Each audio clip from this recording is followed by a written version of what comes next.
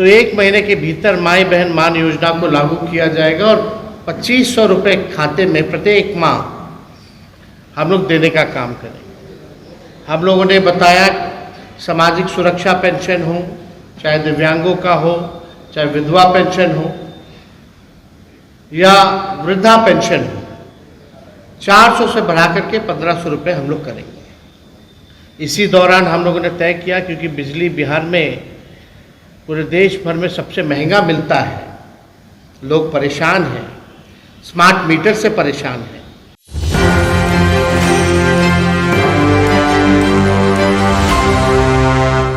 नमस्कार, मैं प्रिया राज, आप देख रहे हैं एक न्यूज 24। आपको बता दें, नेता प्रतिपक्ष तेजस्वी यादव इन दिनों अपनी राजनीति में जोरदार प्रदर्शन कर रहे। तो इसी बीच बिहार की राजधानी पटना में आज उन्होंने प्रेस वार्ता किया और सरकार पर कई सवाल दागे। साथ ही साथ उनका बड़ा आरोप लगाते हुए मद्देनजर रखते हुए उन्होंने कहा कि जो सरकार है आए दिनों गरीबों के साथ अवहेलनाएं कर रही है, गरीबों के साथ अत्याचार कर रही है और साथ ही साथ उन्होंने मुफ्त बिजली आरक्षण जैसे मुद्दे को उठाते हुए सरकार को घेरा है। तो बिना कुछ कहे हम सबसे पहले तेजस्वी यादव को उन बयानों को आपके समक्ष प्रस्तुत कर रहे, गौर फरमाइएगा।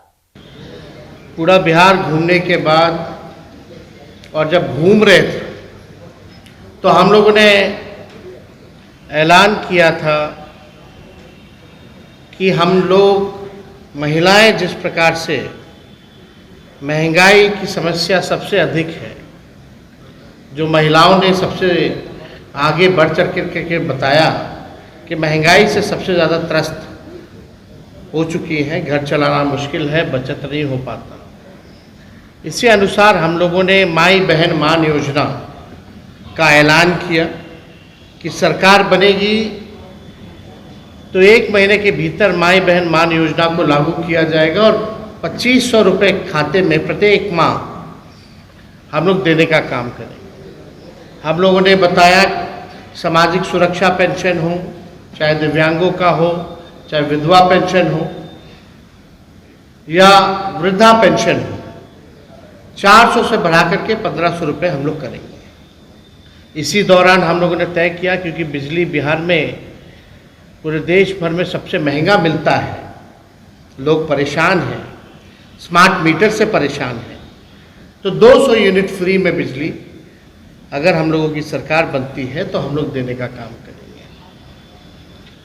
गैस सिलेंडर जो आसमान छू रहा है, जिसकी कीमतें गैस का, लोगों का कहना है सिलेंडर है लेकिन गैस नहीं है, कोई फ़ायदा नहीं है, हिम्मत नहीं हो पाता गैस भराने के लिए इस महंगाई के दौर में। जो 1200 रुपये हो गया है उसको हम लोगों ने तय किया कि इसको 500 रुपये हम लोग करने का काम करें। कल बिहार का बजट जो है वो पेश होगा और जब बिहार का बजट पेश होगा तो हमको लगता है कि जिस प्रकार का राज्यपाल जी का अभिभाषण रहा, किसी को समझ में नहीं आया आखिर ये कौन सी सरकार का भाषण पढ़ रहे थे। 2005 वाला, 15 वाला कि 17, 18, 19, 20 वाला या 24, 22 वाला, सब जो है कंफ्यूज थे कि आखिर ये कोई 3-4 राज्यपाल हम लोगों ने देख लिया, 5 राज्यपाल देख लिया इन दिनों। 5 राज्यपाल ने एक ही रटाया भाषण जो है बोलने का काम किया।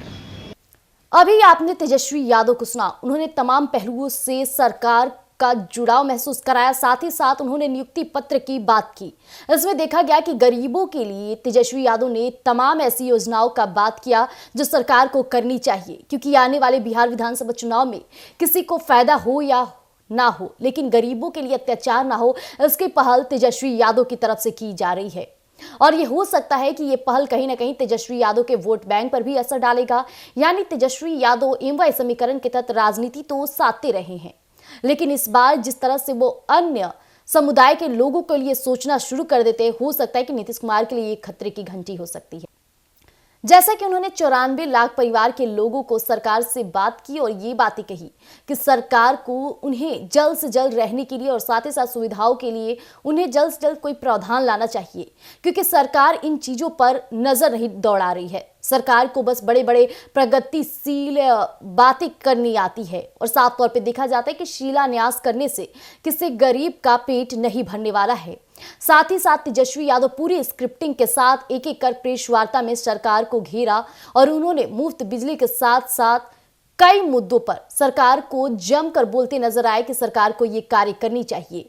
अगर सरकार इन कार्यों को नहीं करती है तो हो सकता है कि सरकार तो सवाल उठेगा ही, लेकिन इस पर कहीं ना कहीं गरीबों का भी सवाल सरकार से उठना शुरू हो जाए। अब ऐसे में क्या होता है देखना दिलचस्प रहेगा। तब तक के लिए हमारे साथ बने रहिएगा एक न्यूज़ 24 पर। धन्यवाद।